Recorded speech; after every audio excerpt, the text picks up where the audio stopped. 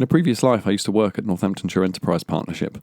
When I did, we worked a lot around the county's key sectors, and a couple of those sectors have continued to thrive throughout the last 12 months.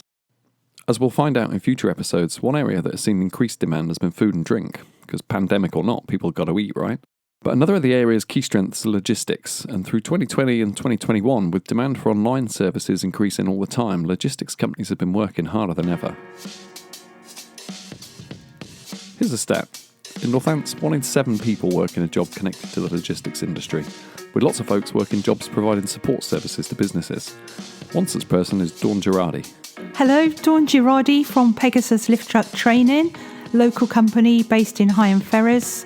We have recently celebrated our 25th work anniversary during lockdown, beginning of isolation.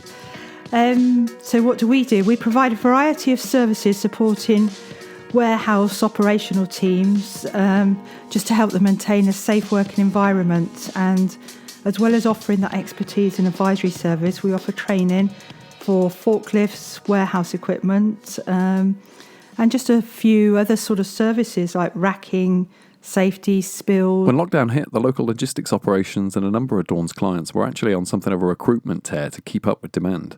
As many of us have found this last 12 months, though, things move fast and in unexpected ways, and Dawn and partner Pep were no exception. Before they knew it, a curveball was just around the corner.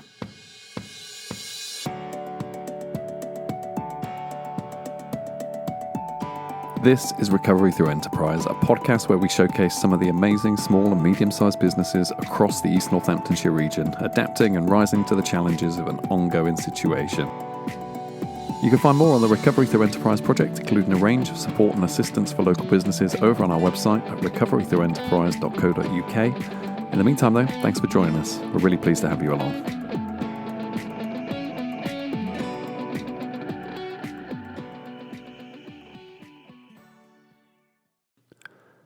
Normally a big part of a relationship with clients is the time spent on site with the learners themselves, and as the pandemic began to unfold, there was a different reaction from some of our clients. Yes, we do go out onto company sites. A lot of the companies, when first isolation started and lockdown, we were asked not to go to site, which obviously stopped with quite a few companies. But then there were some of the bigger ones that were desperate for training that we supported and did a lot of work with. IKEA, for one, we did a lot of work supporting their internal trainers. All of this is without saying that while based in Higham Ferrers, the work that Dawn and the team were delivering was actually happening all over the country. Mostly Northamptonshire, Bedfordshire, around this area. However, we do travel. So we've just had, not just, but a few weeks ago, we had 5 weeks in Liverpool. We've been to Winchester. We do a lot down on the south coast. So we travel wherever's needed, really. Training's a funny one. A lot of us, myself included, have delivered and undertaken training online last year over Zoom or Microsoft Teams. And for some things like maybe social media or Google Analytics, that's something that's pretty easy to do in an online setting. But for Dawn and her team, who train drivers in warehouses, shifting to an online model wasn't going to be easy. The plan was that we would start offering more virtual.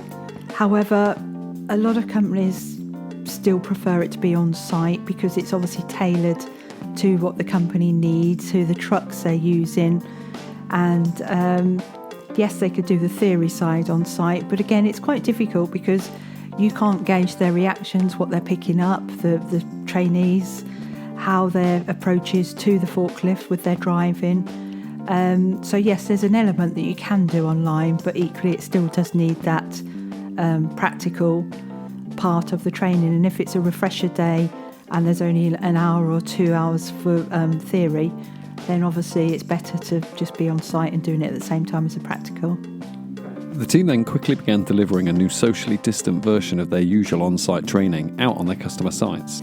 Yes, we obviously have to be careful. We've got our own risk assessments, which is in line with a lot of the companies. So some companies we have to wear masks to train, some we don't, and there's a distance. We do obviously insist that it's a big enough space for the theory training, and we have cut down numbers of who we train just over that period, but we're getting back now to three to one, 3 trainees to 1 instructor. There's a cliche about the best laid plans, and it's kind of appropriate here, as before too long, Dawn and Pegasus were forced to pivot again with the news that Pep, Dawn's partner would have to go into shielding and stay at home off of customer sites. It was a balance. It's Pep's, it's Pep's health against risking going out. And he obviously liked having some time at home to do his hobbies, his cooking. So the pasta maker came out and everything all started to be cooking before we then decided to go on a health kit. When the news came, Pep was actually out on a customer site and had already been feeling a little uneasy about being out and on customer sites in such large groups. He wasn't comfortable and he gave it another couple of days and he just said, I'm not comfortable here with going out. So he then retracted, and then about 3 days later he had a letter to say he got a shield anyway. So at that point, we'd got people wanting training and we had no trainers because they'd all decided to isolate. This was going to be an issue. From having a team out on the road delivering training, often concurrently, one by one, the team of instructors working with Pegasus had to step back themselves. 2 of our trainers decided that they felt vulnerable and didn't want to be out on site. Another trainer, he's got an elderly mother-in-law that lives with them, so he had to retract from going out on site. With a sales order book full of training courses and no trainers to go out and deliver it, Dawn had to start looking outwards for assistance. This last year has brought us a few unexpected collaborations and partnerships.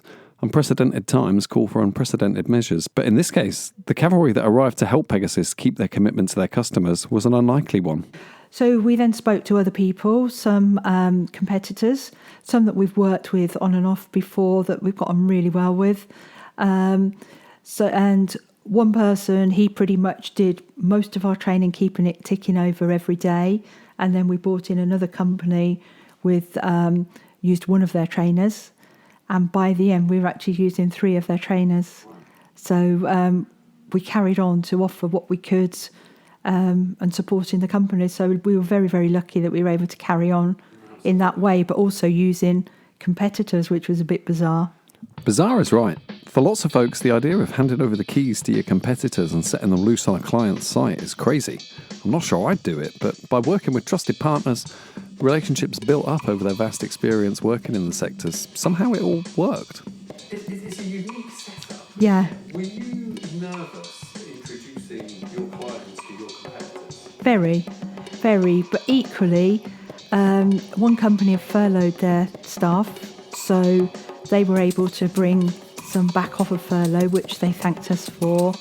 And the other person, which was an individual in his own company, again, his work had all dried up completely. So they were really indebted to us equally, which they were thanking us. We obviously thanked them. And I think it made a new bond, actually, of working together. And we each respect. We've known each other for too long to go, it's not worth taking someone's customer for the odd day's training. That's not what it's all about. It's transparency, and I think we've got that working relationship. Looking back on it now with some distance, there's no doubt in Dawn's mind that as unconventional a decision as it was definitely the right thing to do. We'd definitely be in a different position now, because a lot of those companies, the bigger companies, we'd have had to say, no, we can't help you. And equally, they'd have probably looked for someone else that could. So who knows, really? It was just a really dodgy, difficult time, but we were able to find a solution. Finding solutions is kind of what Dawn and Pep have built their entire business on over the last couple of decades. In addition, they've always made it a priority to be on the lookout for new opportunities as well. Never wants to rest on their laurels, Dawn and Pep are already looking to the future and the next evolution of their business through 2021. I think we've adapted. We were primarily focused on the training, but now, and just before lockdown or the end of last year, we'd started the Space Vac as a Midlands distributor for that. So we've been able to push that more as well, looking at that side of it, which we're very keen on. And also servicing, offering different types of services, like I said, with the preferred suppliers, that type of thing. So the whole picture slightly is a different product that we're offering. There's a few goals and a few ideas in the pipeline now that it's too early days to even start thinking about, but which are quite exciting.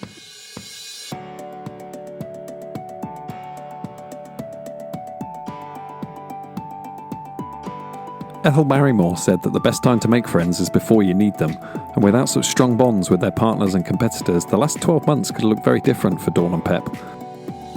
Instead, the trust and respect that Pegasus had built up over the years helped them through a difficult period, and as a result, helped those competitors as well, and set the businesses up for a strong and hopefully busy 2021 as they make their own recovery through enterprise. If you need some training for your own team, you might want to check them out online. You can find Dawn online at pegasuslifttrucktraining.co.uk.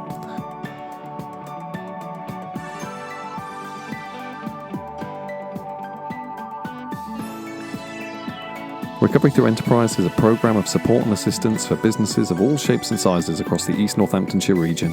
You can find out more about the project and our partners in delivering it over on our website at recoverythroughenterprise.co.uk or look for the hashtag Recovery Through Enterprise on social media.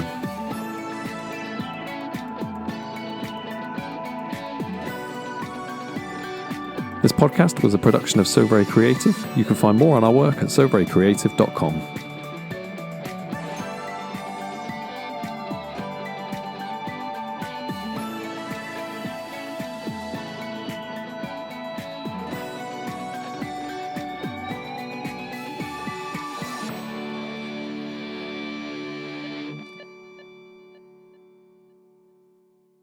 Next time on Recovery Through Enterprise.